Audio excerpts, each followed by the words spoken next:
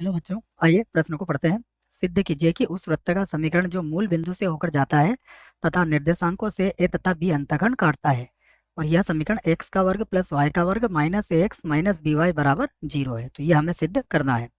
प्रश्न को हल करेंगे, परंतु उसके पहले मुख्य अवधारणा लिखेंगे। तो मुख्य अवधारणा में हम वृत्त का मानक रूप में समीकरण लिखने वाले हैं, जो हमें याद होना चाहिए।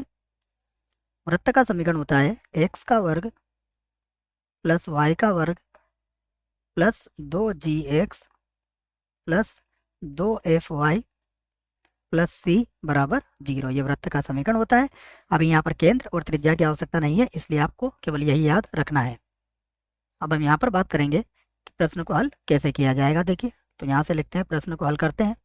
सबसे पहले हमें इसके लिए एक वृत्त बनाना पड़ेगा, वहाँ से सारी बातें स्पष्ट रूप से समझ में आ जाएंगी।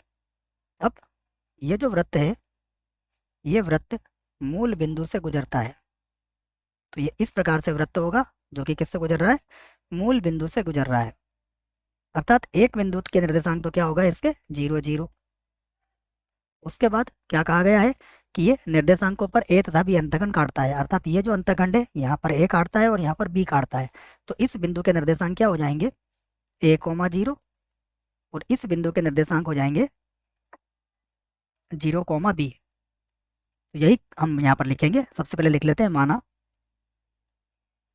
माना वृत्त का समीकरण, माना वृत्त का समीकरण,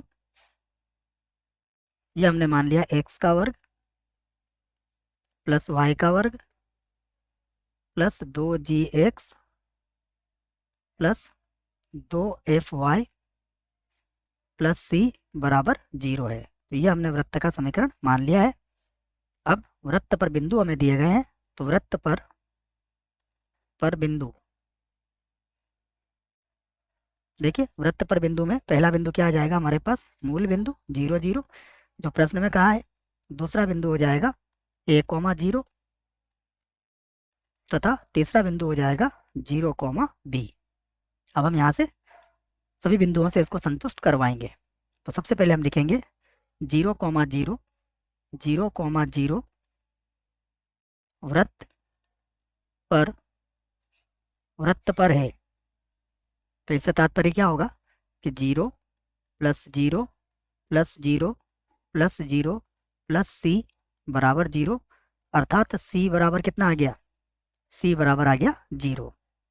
उसके बाद फिर से लिखेंगे ए कोमा 0 ए कोमा 0 वृत्त पर है, वृत्त पर है। इसका अर्थ हुआ ये हो जाएगा ए का वर्ग प्लस वाई का मान 0, फिर हो जाएगा तो जी और एक्स की जगह पर कितना आ जाएगा? ए प्लस 0। उसके बाद सी का मान भी कितना है? 0।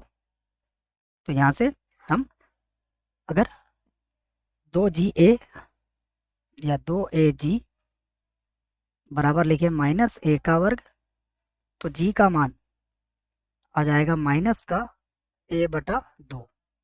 ये हमारे पास किसका मान आ गया है? ये हमारे पास आ गया g का मान। एक और बिंदु दिया गया है हमें, तो लिख लेते हैं हम बिंदु 0 कोमा बी। ये कहाँ है? ये भी वृत्त पर है, वृत्त पर है। इसका अर्थ हुआ 0 प्लस फिर हो जाएगा बी का वर्ग प्लस 0, फिर हो जाएगा 2f(b) प्लस सी का मान भी 0 है। इसको हल करेंगे तो देखिए f बराबर हो जाएगा माइनस का b और बटे में कितना आ जाएगा? 2। ये हमारे पास f का मान भी आ चुका है। अब हम लिख लेते हैं इसको कि वृत्त का समीकरण। तो यहाँ से लिख लेते हैं हम, अतः अतः अभिष्ट अतः अभिष्ट वृत्त का समीकरण, अभिष्ट वृत्त का समीकरण। सारे मान रख देंगे हम इसमें। देखिए सबसे पहले होगा एक्स का वर्ग प्लस होगा वाई का वर्ग प्लस होता है 2, और देखिए जी का मान किसके बराबर है? माइनस ए बटा 2 के बराबर प्लस 2 एफ का मान किसके बराबर है, -b/2 के बराबर है, देखिए। उसके बाद प्लस सी का मान किसके बराबर है, सी का मान है 0 के बराबर।